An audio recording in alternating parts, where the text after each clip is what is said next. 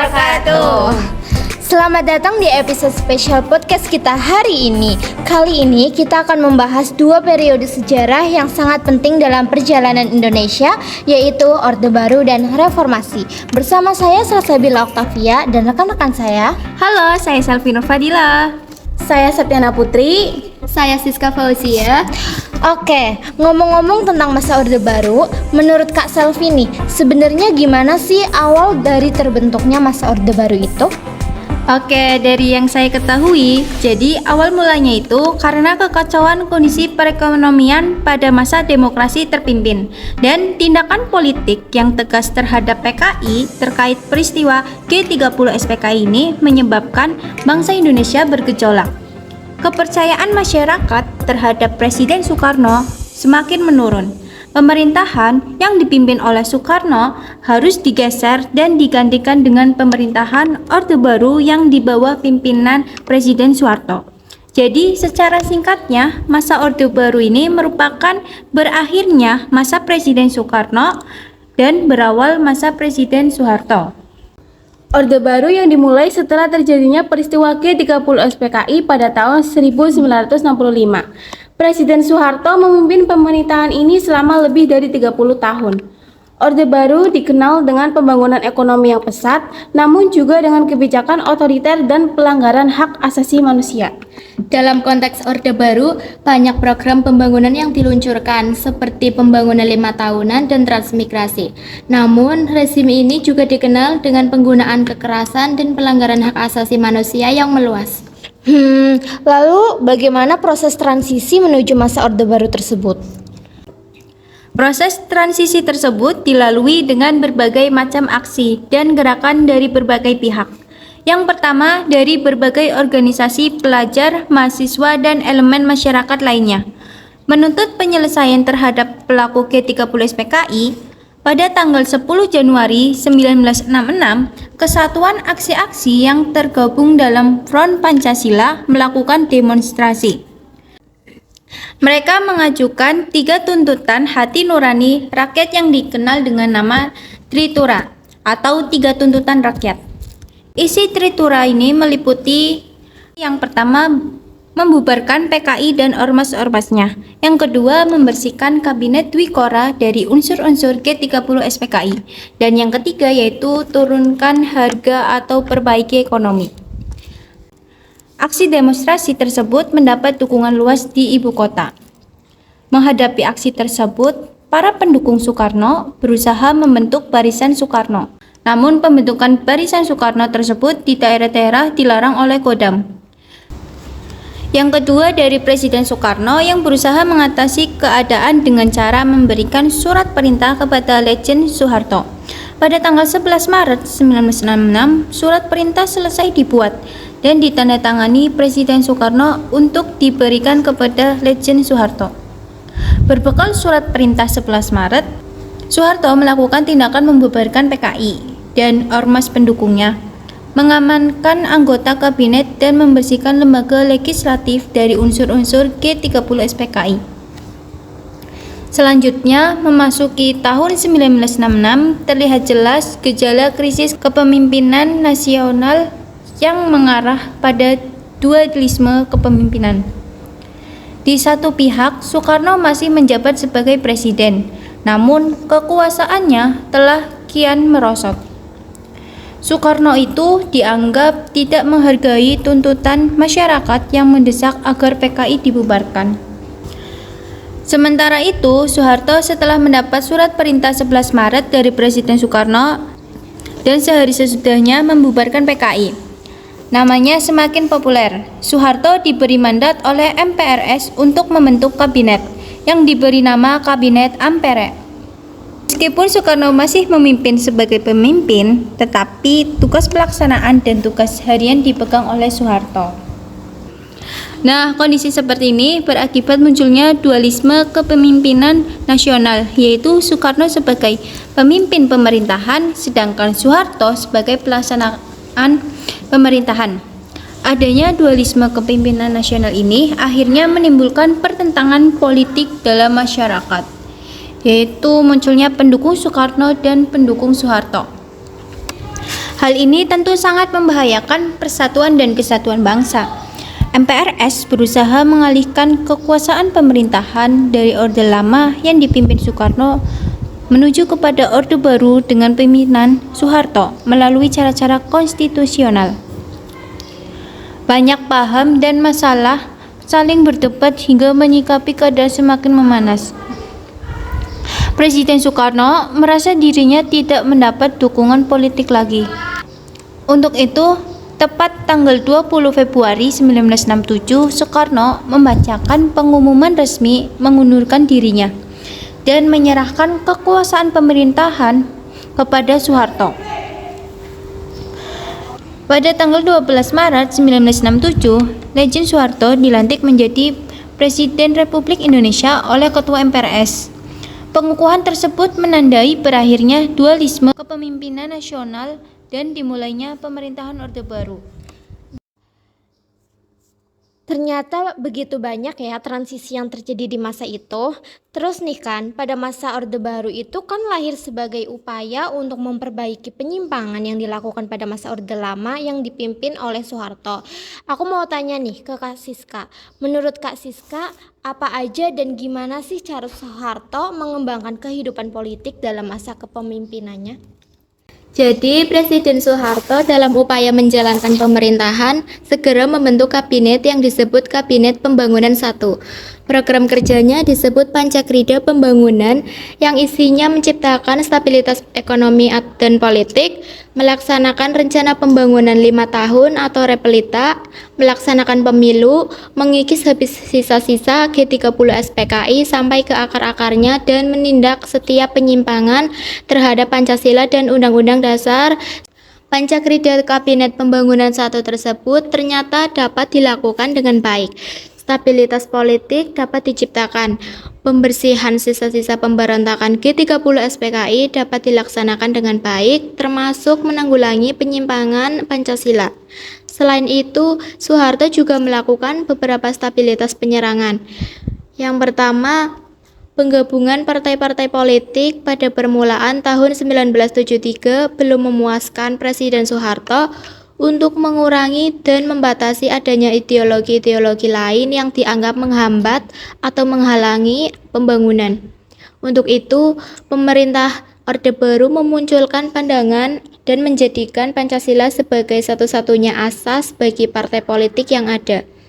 Menjelang pemilu 1977, Presiden Soeharto memperkenalkan gagasan mengenai pedoman untuk mengamalkan Pancasila yang disebut sebagai Eka Prasetya Pancakarsa. Pemerintah Orde Baru juga melaksanakan pemilihan umum sebagai sarana demokrasi. Pemilu pertama di masa Orde Baru ini dilaksanakan pada tahun 1971 dengan asas langsung, umum, bebas, dan rahasia. Setelah pemilu 1971, selama pemerintahan Orde Baru setiap 5 tahun sekali berhasil juga dilaksanakan pemilu lainnya, dan terakhir pemilu 1997. Selanjutnya ada duifungsi ABRI. Jadi duifungsi ABRI itu maksudnya ABRI memiliki dua fungsi, yaitu fungsi sebagai pusat kekuatan militer Indonesia dan juga fungsi di bidang sosial politik. Terus ada upaya perbaikan ekonomi. Presiden Soeharto menyerahkan tugas pembangunan ekonomi Indonesia kepada sebuah tim ekonomi yang dipimpin oleh Profesor Dr. Widjojo Nitisastro. Nah, pemerintah Orde Baru juga melakukan beberapa kebijakan, yaitu penjadwalan utang luar negeri. Pada tanggal 10 Januari 1967 mengeluarkan Undang-Undang Nomor 1 Tahun 1967 tentang penanaman modal asing yang syarat nuansa liberal dan pro-asing. Terus pada masa Orde Baru, pemerintah juga membuat beberapa kebijakan nasional. Yang pertama pada bidang pendidikan dan kebudayaan yang mendirikan bangunan prasarana belajar untuk mencerdaskan anak bangsa.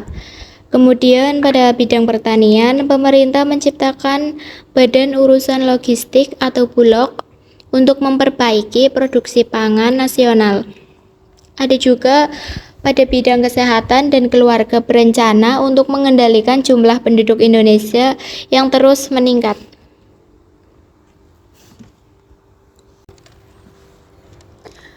Oh, begitu ya. Terus dampaknya gimana bagi rakyat Indonesia di masa Orde Baru itu? Tentunya ada banyak sekali dampak baiknya, seperti pembentukan ekonomi yang berjalan baik dengan pertumbuhan ekonomi yang tinggi dan terencana dengan baik.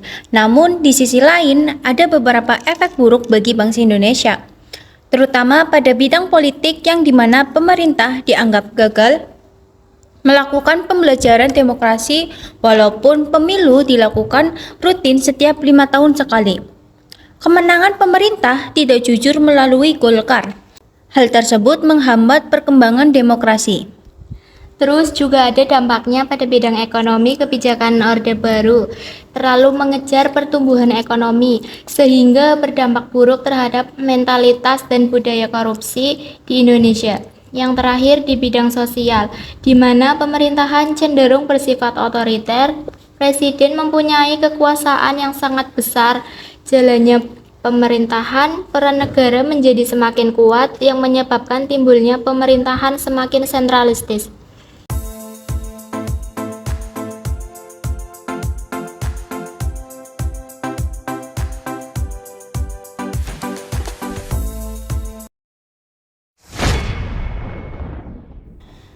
Oke, tadi kita kan udah bahas tentang masa Orde Baru yang udah dijelaskan dengan panjang ya.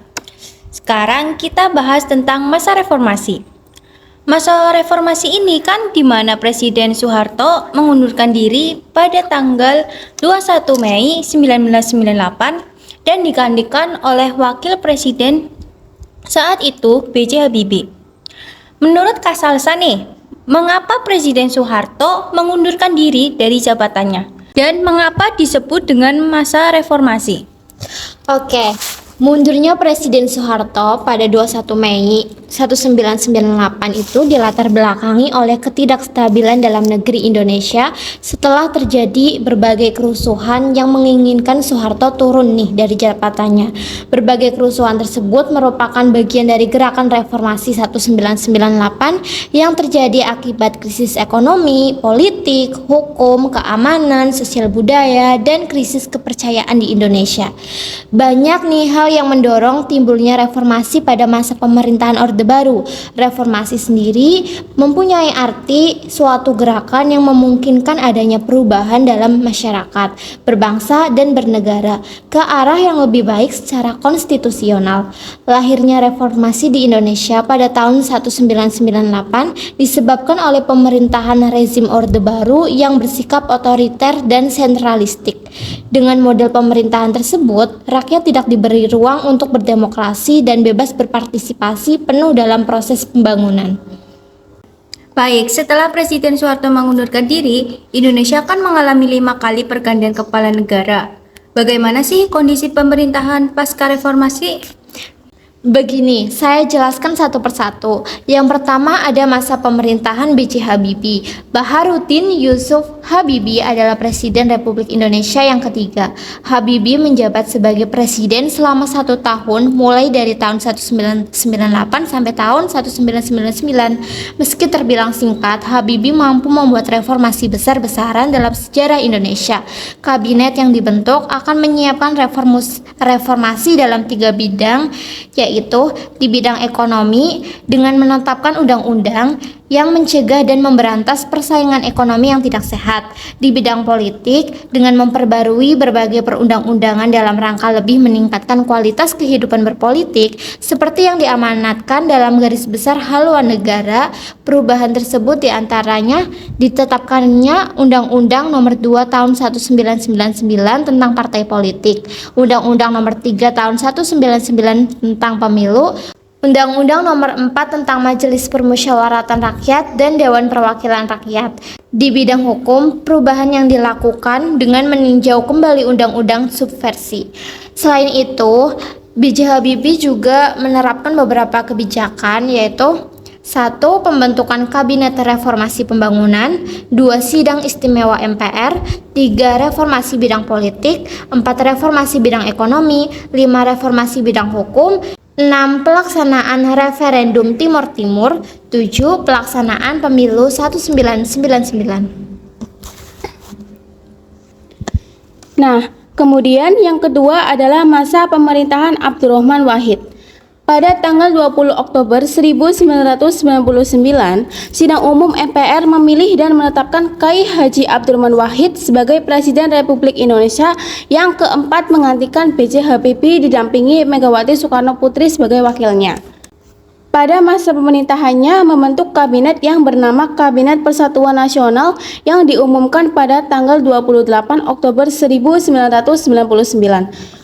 Tugas-tugasnya antara lain yang pertama memimpin sidang kabinet, yang kedua menandatangani keputusan pengangkatan dan pemberhentian pejabat di tingkat eselon 1, yang ketiga menyusun program dan agenda kerja kabinet, dan yang keempat adalah menentukan fokus dan prioritas kebijakan pemerintah 99.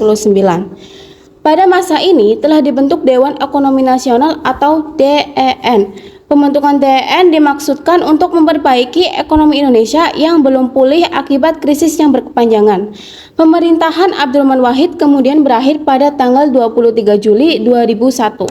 Dan yang ketiga adalah pemerintahan Megawati Soekarno Putri dan wakil presidennya Hamzahas mengawali tugasnya sebagai presiden kelima Republik Indonesia dengan membentuk kabinet gotong royong. Kabinet ini memiliki 5 agenda utama nih, yaitu membuktikan sikap tegas pemerintah dalam menghapus KKN, menyusun langkah untuk menyelamatkan rakyat dari krisis berkepanjangan, meneruskan pengembangan politik, mempertahankan supremasi hukum, dan menciptakan situasi sosial kultural yang kondusif untuk memajukan kehidupan masyarakat sipil, menciptakan kesejahteraan dan rasa aman masyarakat dengan meningkatkan keamanan dan hak asasi manusia. Pada masa Megawati Soekarno Putri dilaksanakan pemilu 2004 untuk yang pertama kalinya masyarakat pemilik hak suara dapat memilih wakil rakyat mereka di tingkat pusat dan daerah secara langsung. Pasangan calon presiden dan wakil presiden dipilih dalam satu paket, bukan secara terpisah. Pemilu 2024 dilaksanakan dengan asas langsung, umum, bebas, rahasia, jujur, dan adil. Yang keempat adalah masa pemerintahan Susilo Bambang Yudhoyono atau SBY bersama wakil presidennya Muhammad Yusuf Kalla tahun 2004 sampai 2009. Mereka menjalankan pemerintahan dengan membentuk kabinet yang diberi nama Kabinet Indonesia Bersatu. Pada periode keduanya, Presiden Susilo Bambang Yudhoyono kembali menjabat sebagai Presiden Indonesia bersama Budiono. Konsep trias politika pada masa pemerintahan SBY mengalami perubahan progresif nih, di mana konsep tersebut berusaha menempatkan posisinya berdasarkan prinsip yang struktural pada sistem politik Indonesia, yakni berdasarkan kedaulatan rakyat. Selain itu, sistem kepartaian mengalami perubahan yang signifikan, di mana partai politik bebas untuk didirikan asalkan sesuai dengan persyaratan dan ketentuan yang berlaku, serta tidak menyimpang dari hakikat Pancasila secara universal. Pemerintahan SBY memiliki berbagai konflik dalam negeri, contoh konflik Aceh, konflik Poso, dan konflik di Papua. Untuk mengentaskan kemiskinan, direalisasikan melalui peningkatan anggaran di sektor pertanian, termasuk upaya untuk swasembada pangan.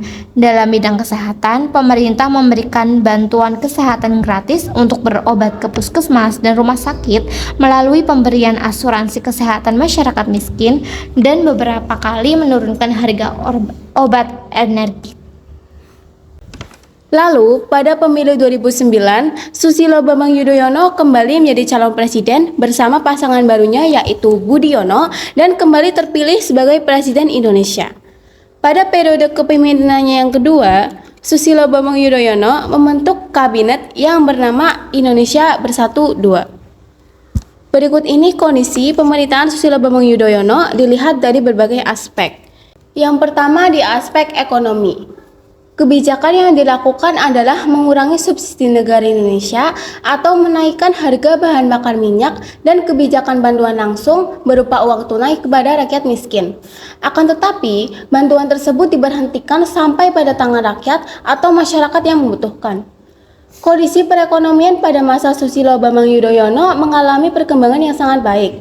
Pertumbuhan ekonomi Indonesia tumbuh pesat di tahun 2010 seiring pemulihan ekonomi dunia pasca krisis global yang terjadi sepanjang 2008 hingga 2009. Yang kedua, di aspek politik. Pada pemerintahan Susilo Bambang Yudhoyono, rakyat bisa memilih secara langsung calon wakil rakyat melalui pemilu untuk memilih anggota Dewan Legislatif dan Pilpres untuk pemilihan elit eksekutif. Sekalipun untuk elit yudikatif, pemilihannya masih dilakukan oleh DPR dengan pertimbangan Presiden. Dan yang selanjutnya adalah budaya. Dalam hal pelestarian budaya, pada pemerintahan Susilo Bambang Yudhoyono sempat mengalami kemundurannya, terutama dengan banyaknya warisan budaya asli Indonesia yang diklaim oleh pemerintahan negara lain. Contohnya, klaim batik Jawa oleh Adidas, kopi Toraja dari Sulawesi Selatan oleh perusahaan Jepang, sabel bajak dari Jawa Tengah, dan lain-lain. Namun, di masa ini, mendapat pengakuan dari UNESCO bahwa batik Indonesia adalah warisan budaya Indonesia.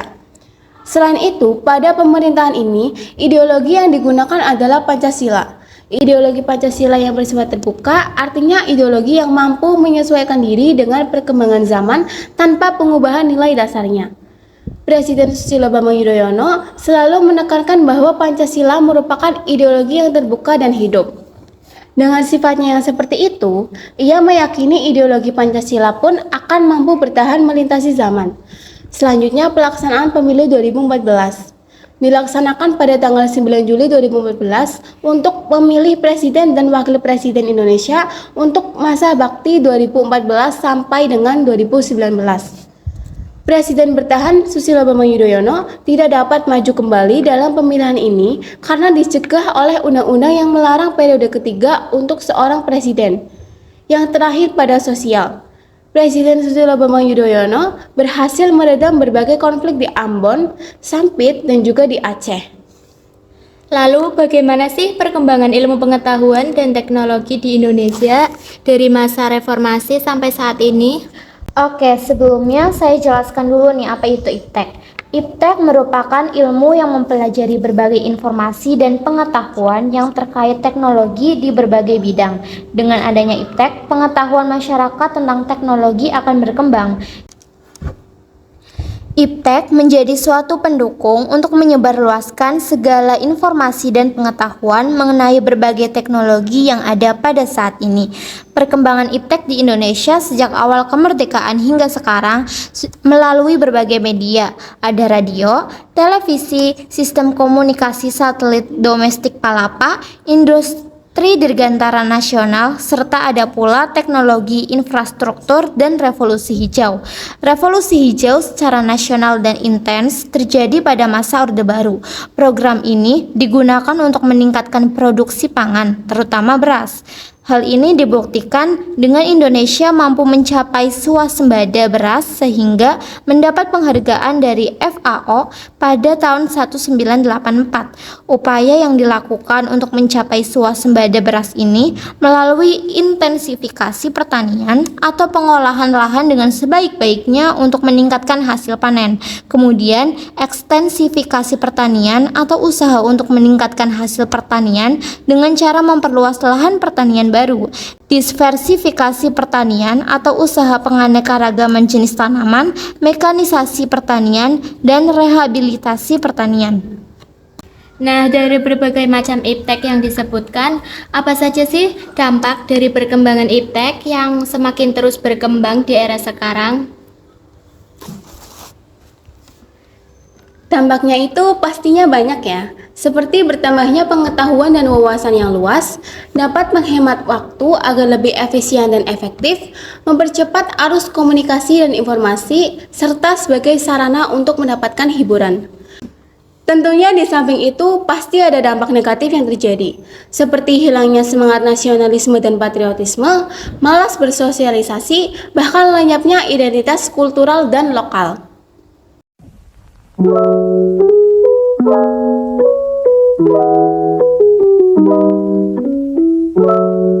Oke, kita udah bahas banyak banget nih dari mulai tentang masa Orde Baru, masa reformasi, hingga perkembangan IPTEK. Terus dari pembahasan kita, gimana sih kita bedain atau membandingkan antara masa Orde Baru dengan masa reformasi yang menunjukkan perubahan besar dalam politik, ekonomi, dan sosial di Indonesia. Dan bagaimana juga pendapat kalian mengenai dampak dari kedua periode ini terhadap perkembangan Indonesia di saat ini? Oke, perbandingan yang terjadi antara kedua masa tersebut dalam hal perubahan politik, ekonomi, dan sosial di Indonesia tentunya sangat signifikan. Yang pertama di bidang politik. Pada pemerintahan Orde Baru di bawah kepemimpinan Presiden Soeharto ditandai dengan otoritarianisme dan kontrol yang ketat terhadap politik. Partai politik yang ada saat itu seperti Golkar didominasi oleh militer dan dipaksa untuk mendukung pemerintah, sehingga kritik terhadap pemerintah seringkali dihambat dan diabaikan. Sedangkan pada masa reformasi dimulai setelah jatuhnya rezim Soeharto pada tahun 1998 dan ditandai dengan perubahan besar dalam tata kelola politik Indonesia. Pemilihan umum langsung dan pemilihan presiden mulai diperkenalkan, memberikan kesempatan bagi partai politik baru dan kandidat independen untuk bersaing secara lebih adil. Kebebasan berpendapat dan hak asasi manusia juga menjadi fokus utama dalam reformasi politik. Yang kedua pada bidang ekonomi. Di masa Orde Baru, di bawah kebijakan ekonomi, pemerintah menerapkan model ekonomi terpusat yang didominasi oleh kelompok elit yang terkait dengan rezim Soeharto.